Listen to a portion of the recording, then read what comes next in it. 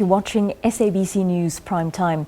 Members of the United Nations Security Council have arrived in Burundi in a bid to push for peace talks aimed at breaking a cycle of violence in the East African nation. The 15-member council delegation is expected to urge for respect for human rights. UN Human Rights Chief Zeid Raad and al-Hussein has released a report detailing serious human rights violations and abuses in the country. President Pierre Nkurunziza's decision to seek re-election in April last year sparked off street protests. The French ambassador to the UN says the visit will seek to encourage dialogue among the warring factions. The UN Human Rights Council has found that there has been a wave of extrajudicial killings blamed on government security forces. The UN estimates that more than 230,000 people have fled Burundi since April 2015. Burundi has turned down the African Union's pending deployment of 5,000 peacekeepers, saying that it would violate its sovereignty. For more on that story, we now go live to our East African correspondent, Sarah Kimani. She's in Bujumbura. A very good evening to you, Sarah. Members of the UN Security Council have arrived. How much of an impact is their visit likely to have? I mean, Burundi just last month turned down the AU's pending deployment of peacekeepers.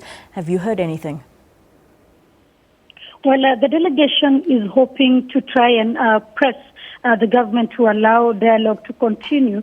Ambassador Power, the U.S. ambassador to the United Nations, had earlier said that they will be seeking for an inclusive political dialogue to be held outside of Burundi. Remember, just last month, the East African community tried to jumpstart that process in Uganda with President Museveni as the chief mediator and the chairman of those talks, but they did not go anywhere. So this time they will be coming with a message that talks must be open and that violence in Burundi must come to an end with immediate effect.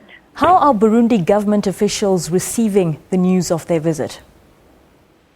Well, the Burundian government says that they welcome the visit by the United Nations and say they are ready to hold dialogue with the UN Security Council delegation. In fact, this evening, the Minister for Foreign Affairs, Foreign Relations, Alenya Mitwe, is expected to hold a dinner for the members of the Security Council. But beyond that, we do not know whether they will be accepting to the demands that the UN Security Council will be making. We also know that tomorrow the delegation will be traveling to meet President Pierre Nkurunziza, who is not in Bujumbura at the moment. Sarah, just talk us through the human rights abuses reportedly taking place in Burundi. How dire is the situation? According to the UN Human Rights Chief Zeid Raad al-Hussein, in a report that he released last week, he spoke of gang rapes of women by security forces. He also talked of torture and signs of ethnic repression. We understand also that the UN is trying to investigate reports that there are mass graves here in Burundi. But they're also worried that whatever is happening now could end up being an all-out war and an ethnic conflict similar to what happened between 1993 and 2005. As we speak now, at least 430 people are reported to have died between April and now, and also about 230,000 people have fled the country. Sarah, seemingly AU interventions have not gone down well. Now the UN is actually intervening here. What's likely to happen if this fails?